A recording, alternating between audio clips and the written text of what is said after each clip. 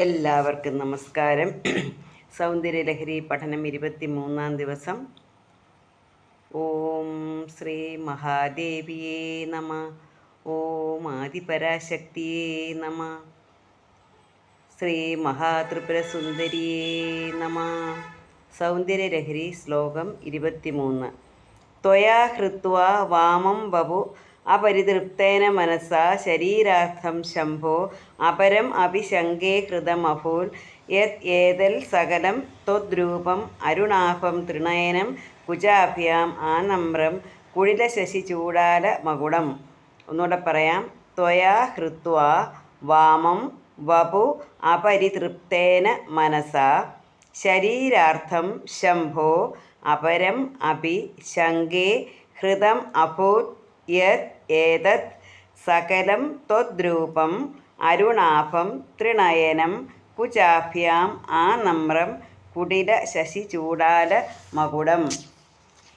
ഇവിടെ ആ പരാശക്തി സ്വരൂപിണിയായ ദേവിയെ, നമ്മുടെ അർദ്ധനാരീശ്വരനെ അറിയാം. പകുതി ഭാഗം ദേവിയും പകുതി ഭാഗം പരമേശ്വരനുമാണ്. അപ്പോൾ ദേവിയോട് ചോദിക്കുകയാണ് ഈ സാധകൻ്റെ സംശയമാണ്.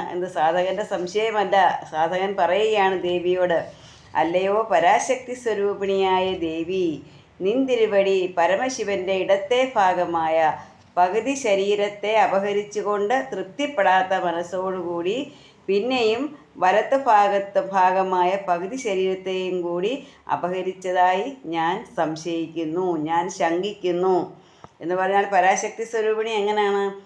നിന്തിരുവടി എന്ത് ചെയ്യുന്നു? പരമശിവൻ്റെ ഇടത്തെ ഭാഗമായ പകുതി ശരീരത്തെ അപഹരിച്ചു എന്ന് വെച്ചാൽ അതാണ് അർദ്ധനാരീശ്വരൻ എന്ന് പറയുന്ന പകുതി പരമേശ്വരനും പകുതി ദേവിയുമാണ്.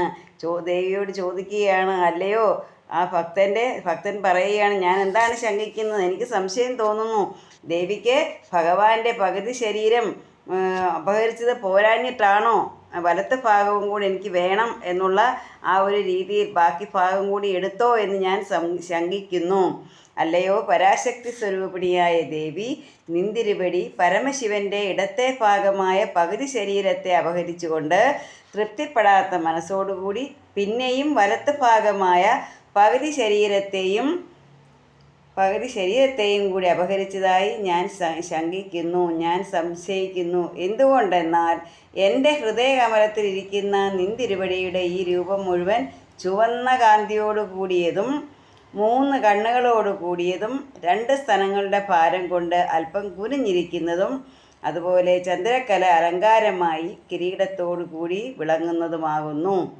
എന്ന് വെച്ചാൽ എന്താണ്? ഭഗവാൻ ഇപ്പം ദേവിയെ ഈ പരാശക്തി സ്വരൂപിണിയായ ദേവിയെ നിന്തിരുവടിയുടെ രൂപം മുഴുവൻ എൻ്റെ ഹൃദയകമലത്തിൽ, ആ സാധകൻ പറയുകയാണ്, എൻ്റെ ഹൃദയകമലത്തിൽ ഞാൻ സ്വീകരിച്ചിരിക്കുന്ന അല്ലെങ്കിൽ എൻ്റെ ഹൃദയകമലത്തിലിരിക്കുന്ന നിന്തിരുവടിയുടെ രൂപം, നിന്തിരുവടി എന്ന് വെച്ചാൽ ദേവിയുടെ രൂപം മുഴുവൻ ചുവന്ന കാന്തിയോട് കൂടിയതാണ്, ചുവപ്പ് നിറമാണ്. ഞാൻ എൻ്റെ ഹൃദയകമലത്തിൽ പ്രതിഷ്ഠിച്ചിരിക്കുന്ന ദേവിയുടെ നിറം ചുവപ്പ് നിറമാണ്, ചുവന്ന കാന്തിയോട് കൂടിയതാണ്.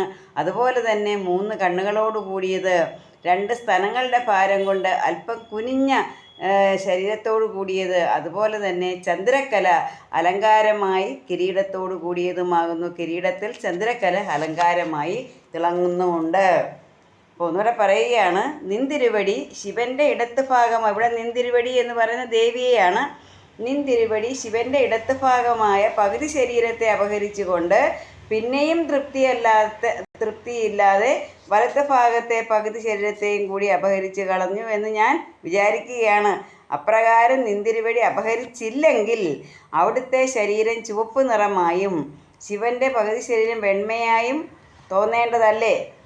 അപ്പോൾ എന്താണ്? ഇതൊന്നും അല്ല. ഞങ്ങളുടെ ഹൃദയകമലത്തിൽ ഇരിക്കുന്ന, അപ്പോൾ ശിവൻ്റെ പകുതി ഭാഗം എന്ന് പറയുമ്പോൾ ആ അവയവങ്ങൾക്കെല്ലാം മാറ്റം വരും. എന്നാൽ ഇവിടെ ഞങ്ങളുടെ ഹൃദയകമലത്തിൽ പ്രകാശിക്കുന്ന നിന്തിരുവടിയുടെ രൂപം ഇടത്ത് ഭാഗവും വലത്ത് ഭാഗവും ചുവപ്പ് നിറത്തോടു കൂടിയതും 3 കണ്ണുകളുള്ളതായും ചന്ദ്രക്കല മകുടാലങ്കാരമായും പ്രകാശിക്കുന്നതിനാൽ വലത്ത് ഭാഗത്തെയും ദേവി അപഹരിച്ചു എന്നുള്ളതിന് യാതൊരു സംശയവുമില്ല എന്നാണ് ആ സാധകൻ പറയുന്നത്. കാരണം അപ്പോൾ എന്താണ് ഇവിടെ പറയുന്നതിൻ്റെ അർത്ഥം എന്താണ്? എല്ലാം ദേവീമയമാണ്. എല്ലാം ദേവിയെ ഉപാസിക്കുന്ന, ദേവിയെ ഹൃദയകമലത്തിൽ പ്രതിഷ്ഠിച്ചിരിക്കുന്ന ഭക്തൻ്റെ, ഉപാസകൻ്റെ മനസ്സിൽ എന്താണ്?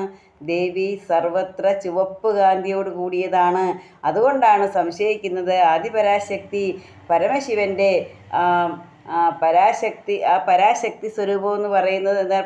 ശിവനും ശക്തിയും കൂടെ ചേർന്നാണ്, ശിവശക്തി ഐക്യമാണ് ഇവിടെ.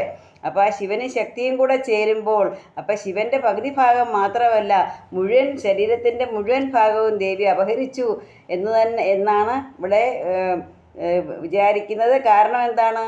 അങ്ങനെ വിചാരിക്കാനോ അല്ലെങ്കിൽ അങ്ങനെ ശങ്കിക്കാനുള്ള കാരണമെന്ന് പറഞ്ഞാൽ സർവത്ര ചുവപ്പ് കാന്തിയാണ്. അപ്പോൾ ദേവി എന്ന് വിചാരിച്ചാൽ, ദേവി എന്ന് മനസ്സിൽ പ്രതിഷ്ഠിച്ചിരിക്കുന്ന രൂപമെന്ന് പറഞ്ഞാൽ ചുവപ്പ്, സർവത്ര ചുവപ്പാണ്. അതായത് സർവം ചുവപ്പുമയമാണ്, ചുവന്ന കാന്തിയാണ് എന്ന് വച്ചാൽ എല്ലായിടത്തും ദേവി മാത്രമേ ഉള്ളൂ.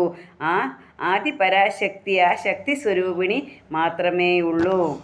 ത്വയാ ഹൃത്വാ വാമം വപു അപരിതൃപ്തേന മനസാ ശരീരാർത്ഥം ശംഭോ അപരമപി ശങ്കേ ഹൃദം അഭൂൽ യത് ഏതത് സകലം ത്വദ്രൂപം അരുണാഭം ത്രിനയനം കുജാഭ്യാമാനമ്രം കുടിലശശി ചൂടാല മകുടം. മഹാദേവിയുടെ അനുഗ്രഹം എല്ലാവർക്കും ഉണ്ടാകട്ടെ എന്ന് പ്രാർത്ഥിച്ചുകൊണ്ട് നിർത്തുന്നു. നന്ദി, നമസ്കാരം.